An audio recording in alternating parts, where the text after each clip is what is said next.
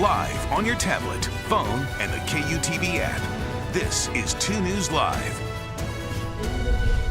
Thanks for joining us on 2 News Live. I'm Brian Schnee. We are inside the Salt Lake City International Airport on one of the busier days to travel all year. We'll get to holiday travel in the next 10-15 minutes. Things you need to know if you're coming here, if you're picking someone up. Also, we're going to dive into the Great Salt Lake conversation. Where I'm standing is a stone's throw from the Great Salt Lake. But before we get there, let's get to some breaking news. Amanda Gilbert is live in Spanish Fork at the airport there.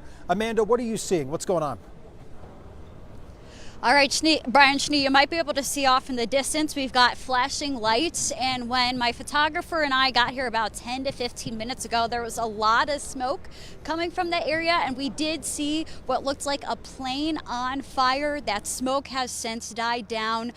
We have not been able to get anything confirmed from law enforcement other than that there was an incident here at the Spanish Fork Airport. I've spoken with several people in the area who tell me it was a plane crash. I actually have some gentlemen right next to me here who are going to try to get me closer to the scene so we can get more information. I'm going to step back in the shot here, Gabe. So stick with us on air and online as we work to learn more. Back to you, Brian. All right, Amanda, thank you very much. Difference in the airports, of course. Salt Lake City, very commercial heavy. Spanish Fork, more consumer based, smaller aircraft.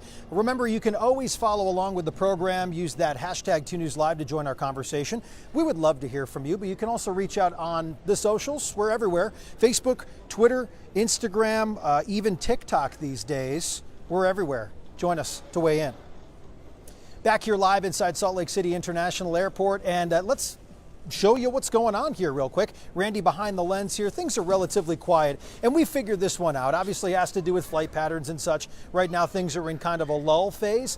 You know, people are picking up bags over here at the baggage claim, and really TSA security lines look quite pleasant. I've always felt pretty strong about the process here at Salt Lake City International Airport, and they're making me feel pretty good about it because right now everything looks pretty good. Obviously, if you're flying to a bigger airport, you know, you're Los Angeles, you're even Seattle, and obviously Denver, Chicago O'Hare, things will probably look a little bit different over the next few days, but this is one of the busier days to travel today and tomorrow over the course of this week. Let's get you some stats as we're talking about the overarching travel scene here this time of year.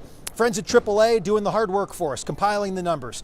115.2 million travelers will head at least 50 miles or more from their home. Second highest projection since the year 2000. Where were you in that year? 7.5 million air travelers expected, and ticket prices, believe it or not, slightly dipping compared to where they were last year.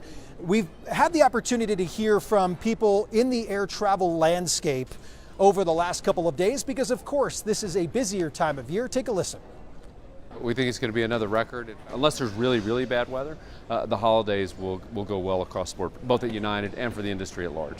So we staff up and we have more spare reserves. Reserves are mostly for flight crews, so pilots and flight attendants, to accommodate anything that happens during those peak demand periods. We've seen dramatically improved results compared to a year ago. Transportation Secretary Pete Buttigieg. I've seen the airlines step up after we put a lot of pressure on them last year, both in terms of their customer service commitments and in terms of their performance. CBS reporter Chris Van Cleve having those conversations with the United Airlines CEO and, of course, Transportation Secretary Pete Buttigieg. Back here at the airport in Salt Lake City, they're expecting a very, very large turnout over the next couple of days, and it's gotten exponentially larger here as they've expanded and had more airlines service this airport over the last few years. You know, there's big announcements with Hawaiian Airlines coming soon. Spirit Airlines hopped online here just a few years ago. Of course, Delta continues to balloon, and they're opening more concourses here every few months at this point, it seems, at least more gates. So the folks here at the airport are expecting a lot of things, and they have a lot of things they're asking of you if you come out. Take a listen. We're a few days away from the Christmas holiday. What are you expecting in Salt Lake City? We are expecting a couple of very busy days. Thursday and Friday are the two busiest days of the travel season. Then it will slow down a little bit and then pick back up when people start to return next week on Thursday and Friday. So just to give you an idea of the number of passengers we're expecting each day, Just departing today and tomorrow on each day, we'll see 30,000 passengers arrive at our front door. And then also we'll see about the same number arriving for those who are coming to visit friends and family here in Salt Lake. Is there anything on behalf of the airport that you do differently or to staff up for holiday travel? So the airport staffs up for the holiday season, and we work very closely with our partners to let them know how many passengers are expected so they can adjust their staffing levels as well. And so everybody has added staff for these next few days, and we're prepared for those who are coming through the airport. So we've done our part, we feel like, to try to get everyone's we've done our part to get everyone staffed up and raring to go so we can get our passengers safely and really conveniently from curb to gate.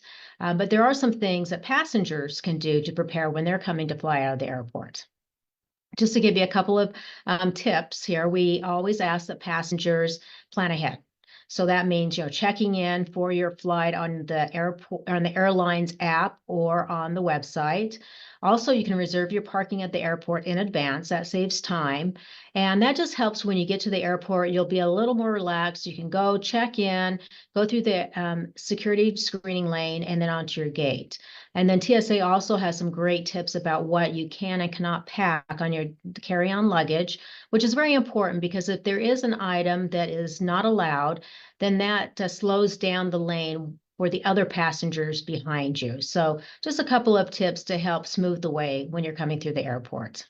So just to put it in perspective, on a typical day at the airport, a typical busy day, I should say, we'll see about 24 to 26,000 passengers come through the front door. So we're going to see at least 5,000 more than that. Overall, the busiest day this new airport has ever seen was on President's Day this past year because we had the NBA All-Star Game in as well. And we saw about 35,000 people come through the front door. And so, again, we're prepared for it because we are expecting high volumes of traffic. And so we're hoping that everyone's experience through the airport goes very smoothly. But if there is a hiccup along the way, again, we ask for your patience just because everyone's doing their best to make sure you have a smooth experience through the airport. All right, we're back here live, Salt Lake City International Airport, relatively quiet and smooth right now, as you'd imagine with the next batch of travelers going to come here and arriving shortly. Taking a look at the bags, dropping here from a recent flight coming in from Sacramento, the Delta flights typically on this side of the baggage claim area. Now, if you're traveling through Salt Lake International this holiday season, you'll notice a new addition. Phase 2 of the redevelopment project was completed and opened at the end of October. Includes 13 new gates, a dozen new shops and restaurants on the Concourse A East location. All gates in this concourse are courtesy of the folks at Delta. So some of the places that you'll be able to see in that area, a lot of local flair. Love to see it. Blue Iguana, Mill Creek Coffee Roasters, Red Rock Brewing Company, and a Utah Jazz store. Airport leaders say the completion of Phase 2 comes at really a perfect time ahead of this busy travel season. We also ranked number 1 for being on time for departures and arrivals. And I think that's due to the new configuration of the airport because it's more efficient to get in and out of the gate areas. Yep. Phase 1 of the project led to the opening of a new parking garage, central terminal, and the west end of concourses A and B. One big talking point at the airport is the tunnel that's connecting the A and B concourses. That'll go online when Phase 3 is wrapped up in 2024. There are 2 more phases left in the entire redevelopment project. And of course, we want to know what you are thinking at home. Are you going to be traveling this holiday season? Are you traveling for the Christmas holiday perhaps? You can see right now on your screen how most of you are weighing in. 61% of you are saying that you're going to stay put. You're staying home. Smaller amount than I expected, maybe flying, given the data that we shared with you, just 11%. 17% say we're going to drive within 100 miles, so staying a little bit closer to home. Obviously, weather delays and cancellations are a very real thing this time of year. But I think in terms of what airlines can control, we've seen improvements, and Thanksgiving was proof of it. Well, it's a benefit to come to Salt Lake City International, even if it snows, because here at this airport, we have one of the most, I guess, prolific de-icing programs in the entire country. If you go to some of these other airports that don't experience the winter weather or those conditions that involve you having a weather-related delay, here at Salt Lake, they've got Delta covered by themselves and a separate company that handles all of the other airlines, as well as our military and commercial private planes that come in. So Trent, I'm assuming we're still looking like we're in the clear for the next day or so, but there could be some concerns maybe this weekend? Yeah, that's exactly right. In general, it's going to be a pretty quiet holiday travel season as far as the weather goes. We're not expecting really any huge major storm systems across the U.S.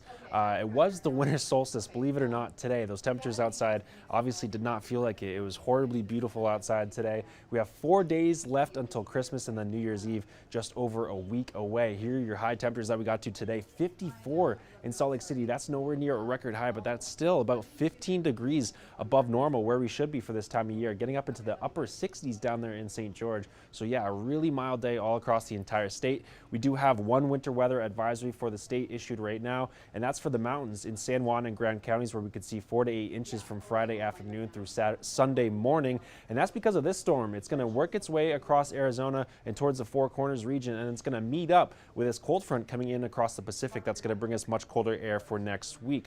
So here we go. Future track shows a couple of clouds and those showers starting right around 1 o'clock tomorrow afternoon in south central and southeastern Utah.